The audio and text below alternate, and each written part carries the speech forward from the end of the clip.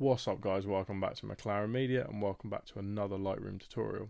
Before we start, if you're confused as to why there wasn't a video last week, I was simply just having a week off. It's just good to recharge the batteries. But in that week off, I did go to Castle Combe at Combe Countdown and I did some motorsport photography. And I took a really cool picture of a Lamborghini Huracán going round. This picture on screen now. And basically in today's video, I'm going to be editing that photo and you can follow along with how I'm doing it.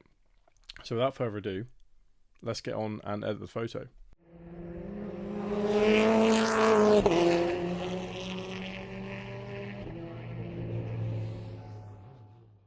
Right guys, so we're in Adobe Lightroom. As always, here is the photograph. It looks pretty bland, like all photos do when they first start out. So first things first, I'm going to go down, scroll down to the bottom. We're going to remove the chromatic abrasion and we're going to enable the lens correction. Right, and it's found the correct lens, yeah, 7-200mm, f2.8. Now, you can obviously, something I don't always play around with, but you can change the distortion on the lens. You can see that, you know, it moves it in and out. I'm just going to pull it back because I know this is my zoom lens. I was probably at full zoom when I was doing this. So I'm just going to sort of bring that beveling out a little bit. And then, I don't know, a little bit of vignetting maybe around the outside. We'll see what that's like. Right, scroll back up to the top. Now, you know my style. I don't edit using just the photos. I come down to this little masking icon here on the right hand side. Where you can press M on your keyboard if you're on a Mac like myself. And then we're going to press subject. And the reason we do that, if you're new to the channel, is because it just highlights the subject and you can edit just the car.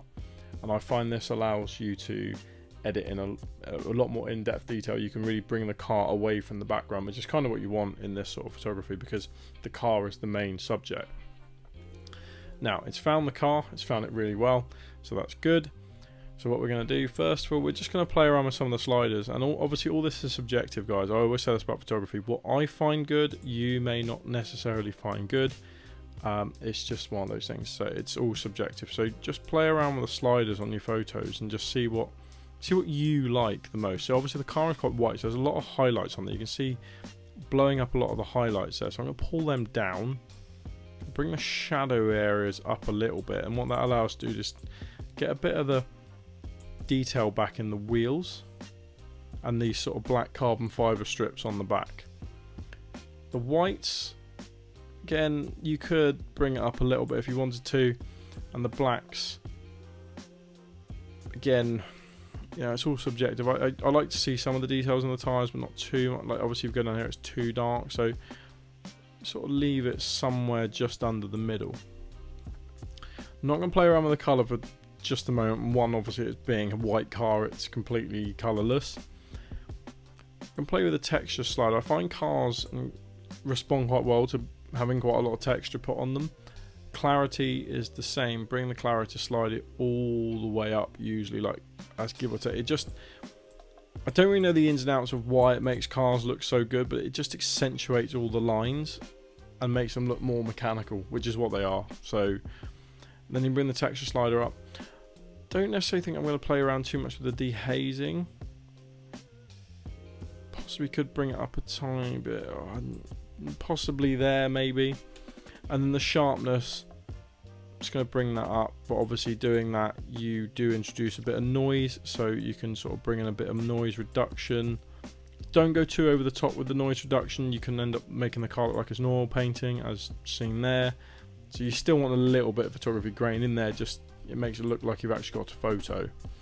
Now, before we go anywhere else, because I've actually missed a step I wanted to cover, I'm going to actually go back to the main icons, but I'm going to go down to the crop tool. And the reason for this is because I'm actually going to crop in. Now, I want to explain something to you. Sometimes, this is something I've learned over time, is that when you've got a photo of a car, in particular a racing car, you are sat very far back from the track, and especially here at Castle Combe, when you see those photos, those really cool photos of like the Formula 1 car or something is like filling the frame. It's like, how did the photographer get that? Like, what lens were they using? And I gotta admit, studying professionals around the track, the big boys, they're not using any other lens than what I'm using, really. They may have, some of them may have bigger lenses and more expensive things, but in terms of like the millimeter, they're not actually using anything that's like stupidly over the top. So my lens goes to 200mm. That's more than enough. What you really want to concentrate on is how many megapixels your camera is allowing, because what you can do is actually crop in, and I'll show you this in the photo. So here we're in the crop section. I can pull this crop right into the nearby the car, and I could even go funky and sort of put the crop, you know, the line with the actual direction of the car. So like you see those rule of thirds, put those right through the center caps of the wheels and keep that bottom line along the bottom of the car, and then press enter. And already you could see how nice that composition is. That is a cool looking photograph, and we haven't lost any of the detail, really. You know, we can, zooming in, it's still very crisp. You know, you can read everything on the car. There's no blurriness to it. It's very crisp, and that is basically down to the camera body as well as the lens. So when you see those, because I could go one step further if I wanted to and go right in close,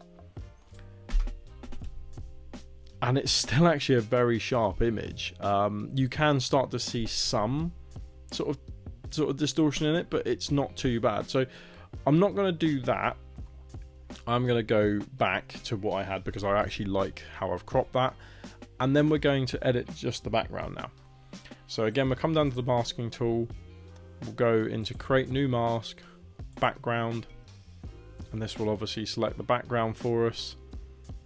Hopefully it has. You can hover over the photo, which it has, yes. So the grass is quite dead in this photo, so I'm actually going to pull, I'm not going to touch the exposure, but I'm going to pull the contrast up. Not too far. So about there, just adds a bit of the darkness back into the grass. I'm going to pull some of the highlights just a little bit out of it, bring the shadow areas up. I'm not going to touch the whites, and I'm going to bring the blacks down. That hopefully should make the tarmac look a little bit blacker, which it has. So yeah, so that's already like that. And then we're going to come down to the texture fizz. Now I'm not going to touch the clarity, because even though you think, oh yeah, you could touch the clarity and make it look like that, all artistic, I'm only going to add a little bit in. So mostly I'm going to suck the texture a bit out of it first and then play with the clarity.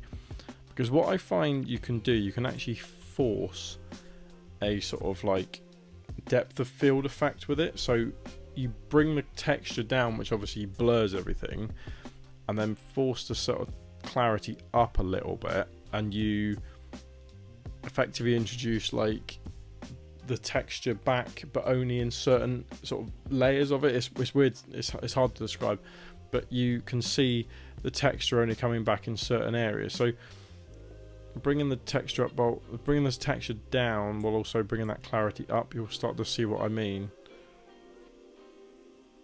Yeah, so already like that's a cool now looking photo.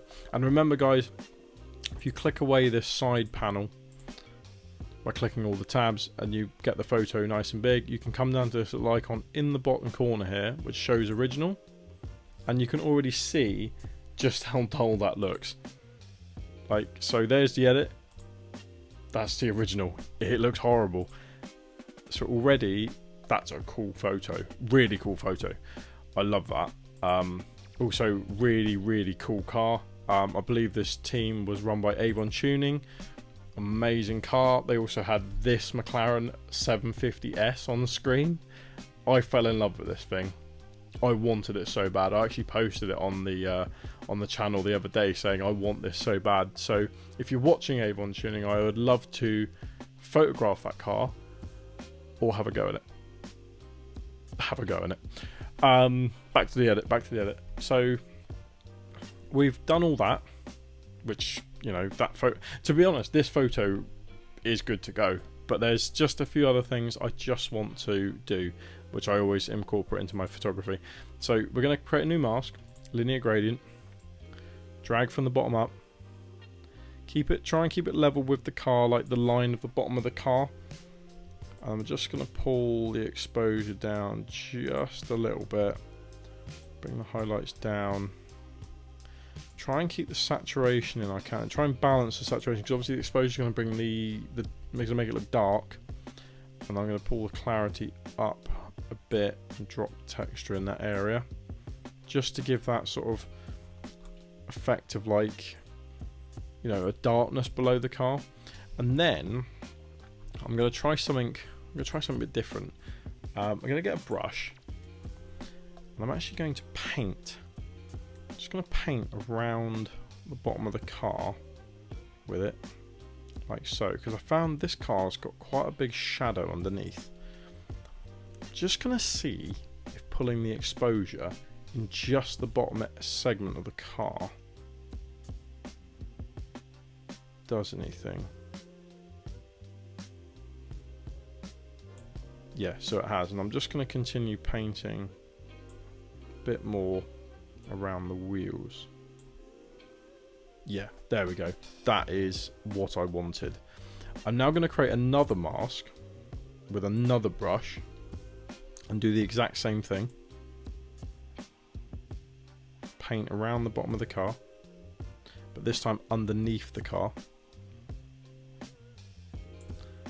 And I'm going to pull the exposure down.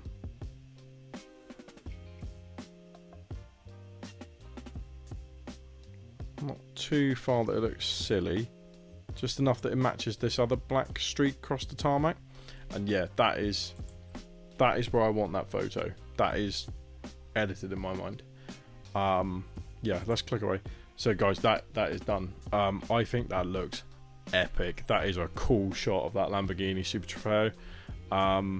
Really cool car. Is that, it could, oh, I might have got that wrong. Don't hold me to that. That could be an Evo, actually. Huracán EVO GT3. There was two of them going around. One was a Super Trofeo, one was an Evo. I can't remember which one was which. I'm pretty sure, actually, from memory, this one might have been the Evo. Don't hold me to that. I'm sure someone will correct me in the comments.